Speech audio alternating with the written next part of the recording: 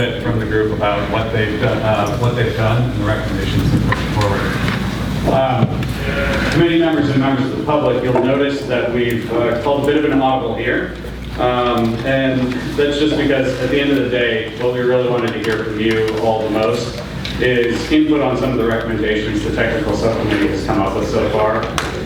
So we'll hold item 3 if we have time to get through all of those things at the end. We certainly will.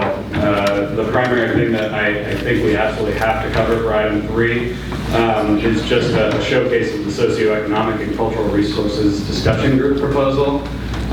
We just need direction from all of you to make sure we're going the right way. But at this point, I'd like to hand it over to Jim and to Corolla as well. They've been kind enough as members of that technical subcommittee to put together this presentation that provides a brief outline of the work the technical subcommittee has come up with to date. And then Sarah, I know you had a few comments as well, so we'll pause since Sarah's also a member of that group.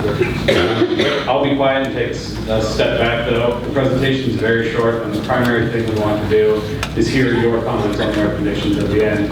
I realized that I forgot to turn it over to Caroline for some initial comments on this though, so Caroline. Thank you, Sam. So first off, thank you to everyone who's been involved. I know there's lots of folks in the room and some folks on the technical subcommittee.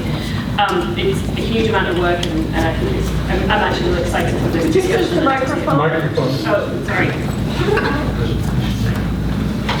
There we go. Okay, so in your packets, and I believe there's some additional copies, and we'll put this on the website. We have provided a full list, and this is just within the Resources Agency and some of the associated agencies, is all of the current funding opportunities.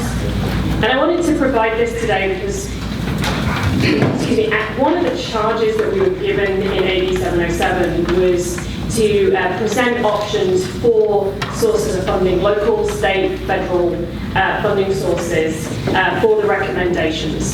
And there's a huge amount of experience in this committee of drawing down lots of different funding sources and being very entrepreneurial in the funding that's brought to it. Obviously, we can also look at state funding sources, but I wanted to have, as we're listening to this presentation, the lens of how do we start to think about the funding sources that we made the recommendations on, and how are we going to, as we pull together this work, what recommendations are we going to be looking at for those sources of funds? This list is updated. It's available on the Resources Agency website as well. Excuse me. We update it about once every 6 months. And so it will hopefully also be valuable for you. Everyone else has day jobs here, so it will hopefully also be valuable for those other work too. So again, as we're listening to this presentation, we really need to start to think about the charge, one of the charges that AB 707 is. That is you. And we'll link to that in the meeting summary and on the Clearlake resources webpage as well. So. Okay, thank you. And Corolla and I were the ones that basically teamed up to put a little short report together. And you cannot thank people enough that are on this subcommittee because it's all volunteer and they're all heavy hitters. And they all just love what they do. So they agreed, volunteered, really are passionate about coming forward and sitting on this committee. So I want to mention that these are volunteers, not paid. And that everybody, the 3 people who were on there from this group would be Sarah, Corolla, and myself. And Sarah and I put this together. She's going to bark at me if I forget something. And, and I'll just go ahead and put this up there. The first thing that happened for us, of course, is only the 2 meetings. We've only had 2 happenings. But the first happening was basically us getting together and then finding out who knew what, and then who they were and what information is going to be available, and kind of a get-together meeting. Very, very important. We saw that there was a lot of heavy hitters in the room, and UC Davis is also there with Jeff Schlato. And so we got a lot of people that really know, have good feelings about what's could be presented and then have some response to it. The second meeting included presentations of the key concerns about the lake health and associated infrastructure, and that included the things that you would suspect: the cyanotoxins, sediment and nutrient deposition, the impacts to the public water systems, and the Clearlake DMDL. Now, all the participants discussed the overall threats to the lake and initial recommendations. With that said, when you put something up there to say, this is what we think is wrong, you really want to have that in a room of the right people. Because that's where somebody says, oh yeah, you just forgot, or yeah, you just forgot something else. And that was why it was so important in the first meeting to figure out who the audience was, and the second meeting to actually have an audience hear it. And that's what we've done, and so that was the first group of topics that was put on the table.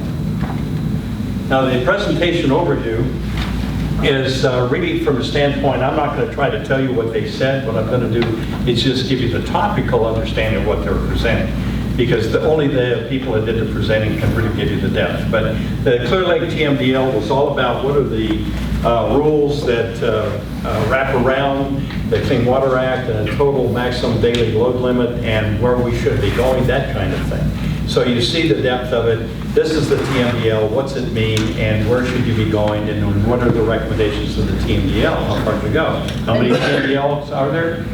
2. I was going to say, just to add to that, it's the nutrient TMDL that we were going over most extensively. And what I was going to say, that's perfect, is there's 2. And of course, the Corolla's been working on the mercury for a long, long time and has a lot of background in it. And so there's been other people that have been working on the daily load that comes into the lake, that kind of look at it. County response to the TMDL Water Quality Program overview was very important because the county hasn't been actually sitting on their hands. They've been trying to struggle with this.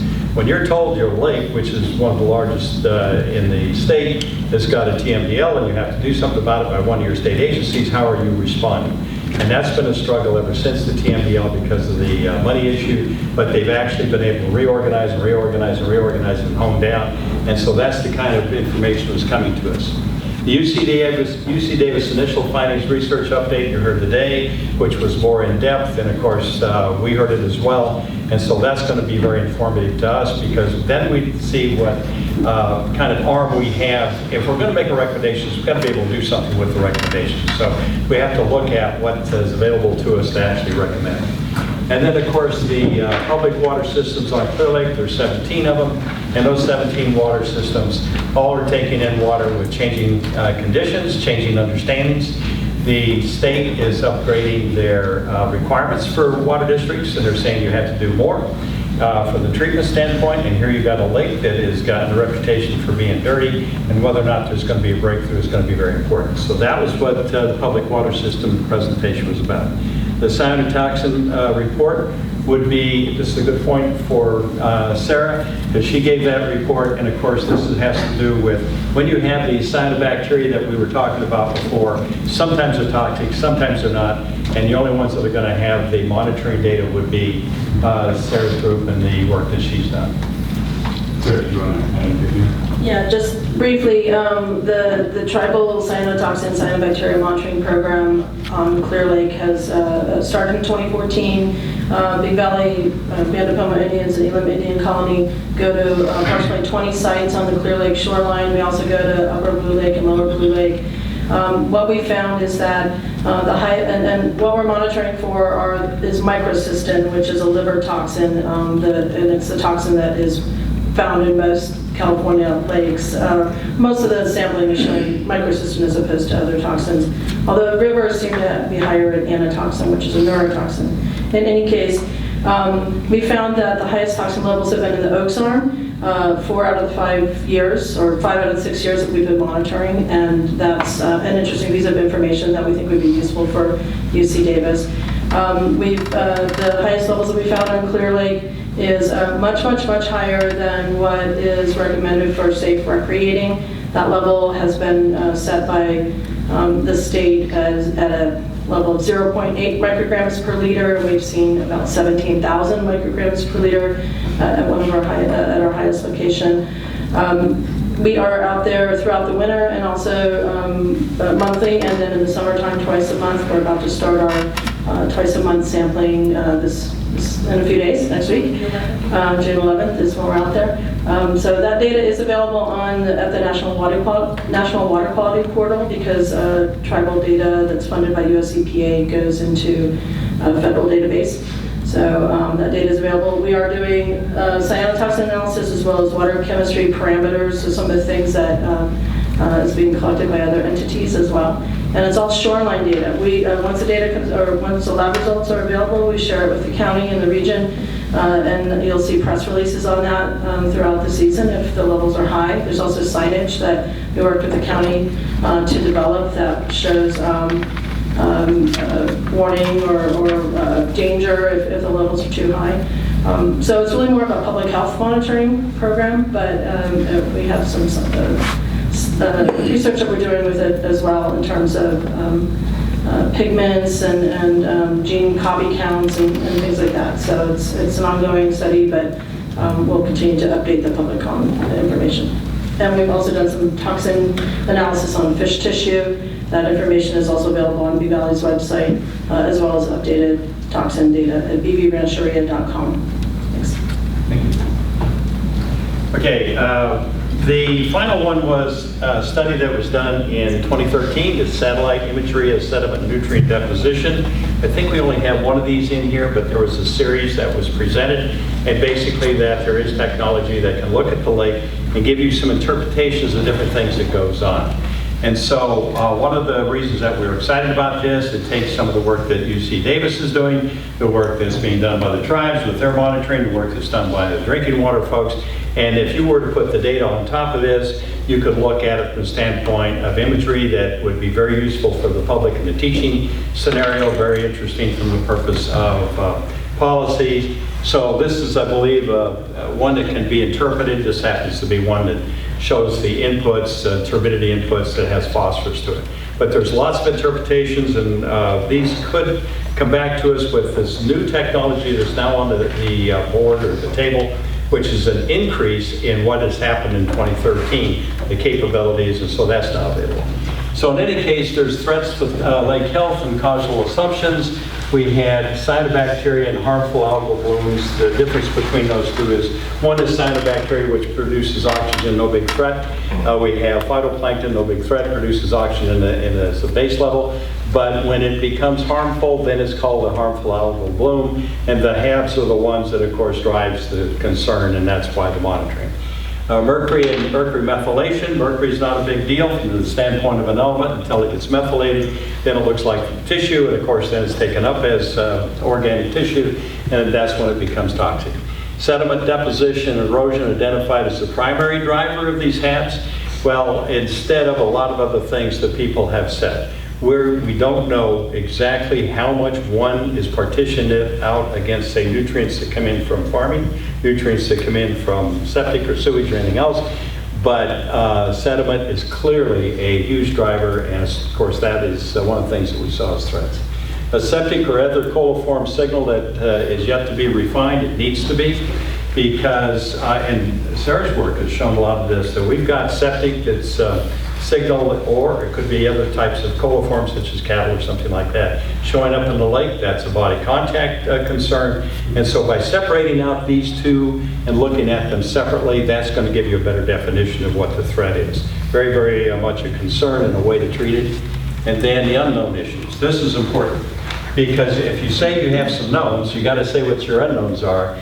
One of them is the assumption that sediment deposition acts as the primary driver. Is that correct? I just stated it was. Is it really? There needs to be a little research to make sure that we have that assumption on the table. Is the assumption that Middle Creek is the primary mechanism for sediment deposition correct? Because Middle Creek, if you were to look at all of the research in the past, all the recommendations wrapped around Middle Creek, restore the wetland and all that sort of thing. We're not backing off of that. We just want to make sure that when we say that, we know what the other streams input are, because if you remove the Middle Creek influence, is there in fact enough already coming in from everything else to have the same effect? So we need to have some kind of look at that.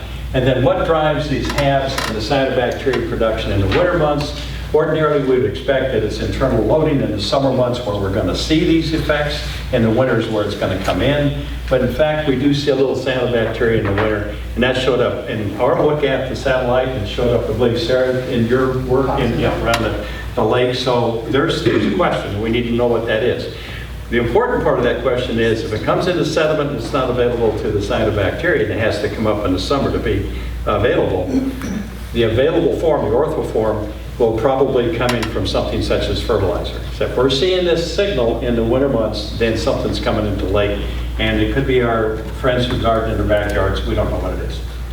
And so what is the level of septic or other coliform inputs? It's never been quantified. DCB locations are extremely important. Is it where those body contact areas are? So we do have some initial recommendations. I would call these working recommendations because we really only have one meeting where we've actually had some stuff in front of us, and so we had to come up with some working recommendations because Sam is a sleigh driver. And so it came down to this one coalesced statement here, and then a way to look at it. Robust review of the upper watershed, because we don't know much about the upper watershed. To determine the specific sediment sources based on the available data, just the available data, what do we have? And then what is it that we really need to know? To determine the load rates, then later, when we look at the lake, we can determine the load rate loss. And so in other words, there's a loss of all this stuff, there's an input to it, and if the loss is greater than the input, we're going to get some positive effects. But we don't know what the load rate are. So one thing is we could do is assess the scope and scale of the erosive activities. Off-road vehicle use, the runoff from the roads. We have 800 miles or something like that of sediment or dirt roads. We have agriculture that would say that they're not the problem, and they have some good data, but we'd like to see other kinds of data and other people look at it as well. So what is that scope and scale so we can do this comparison? Number two, we think we can get there with these kinds of recommendations, and then assess the effectiveness of the existing best management practices and the implementation strategies that are already on the table. So what needs to change? We don't even know if those BMPs work. You know, they certainly are good best management practices around the state that are accepted, but how much of that works, how much needs to be reviewed? And I got several examples that I've seen in winters. Every winter I drive around and look at these things, I said, really, it's got BMP? So number three is the review of the 2017 LiDAR data. This is, of course, this almost microwave level data that's like radar that basically takes the ground form and throws so many signals at the ground, it goes right in through the brush, and wherever the airplane flies over gives you a really good example of what's on the ground. And this was a post-Valley fire that was LiDAR flown in 2017. Wow. Now what we can do is refly it and look at it after a few years of winter on the ground to see whether or not we have, in the Clearlake Basin, some upland areas that we can actually make some statements about. One of the areas that I would really like to see done, just from a personal standpoint, is the off-road vehicle activity that's illegal. We know where it is that it is legal, and they have BMPs, and then we can look at that. But where is it illegal? We don't have BMPs, and how much is coming off of that? And so that's what the final one is compare all this data just to see what we can derive from it. I think that's the last one. So you can see, in one meeting, we've actually moved down the road quite a bit in thinking about this. Yeah, thank you, Jim, for that quick overview. Corolla, I know you were instrumental in putting together some of the slides as well, and I just wanted to check in with you and see if you had any additional ideas before we go to the group about some of the assumptions the group has come up with, the unknowns, or the recommendations. No, I think you covered it. I mean, you know, we've only had 2 meetings, so we haven't solved the world problems yet, but, you know, we're at least starting to get through some of the presentations and the ideas of where data gathering's happening on the lake and with the water quality and who houses that data and where that data is at, and trying to get it all together too and look at it and having presentations from each group as to what they do bring to the table and what they are doing in regards to, you know, Clearlake and the rehabilitation of Clearlake with their projects. And so we're really, you know, working on that. I'm hoping to have more presentation, you know, more work, especially with Charlie Alpers. I'd love to have him in talking more about the mercury and discussing more of that, because I know that's another big topic. So, but yeah, we're you know, we've come up with a few recommendations that I think are some good paths forward and good thoughts and ideas. But yeah, definitely we need to work out with the committee more and get their ideas in it based on what we have covered in the technical meeting. Great, thank you. So you can see, I'll just have a few quick kind of guiding questions, and then I want to turn things back to the committee. All of this, if you remember at the last meeting, we presented sort of a schedule for 2019. If you all remember, ultimately, the purpose of this group is to develop a series of recommendations. Every year, we're responsible for putting together a report to the legislature and governor's office that outlines those ideas. The idea being, let's get some actual funding. If there needs to be regulatory changes, let's take a look at that. But for the first year, it's always been the assumption that those on-the-ground kind of capital type projects are pretty unlikely because you don't have all the data as you just saw yet. So what we're trying to do is outline some of the key studies that need to happen moving forward, true it up against what UC Davis is already doing, and they're actually covering a lot of this already. But the final outcomes of those studies aren't available yet.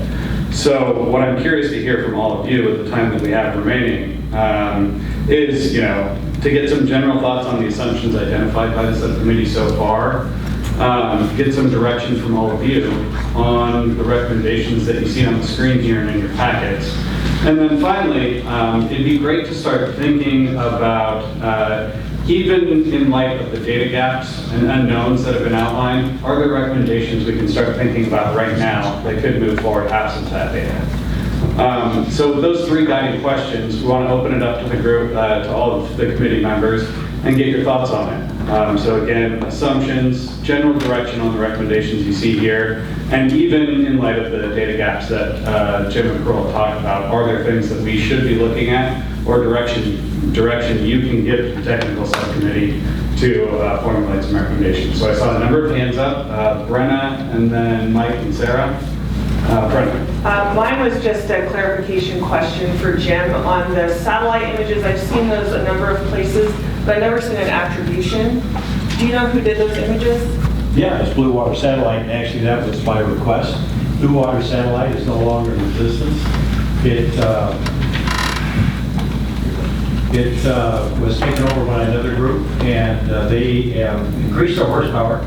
It's now got much more capability and new satellites, so they are just champing at the bit to actually do this.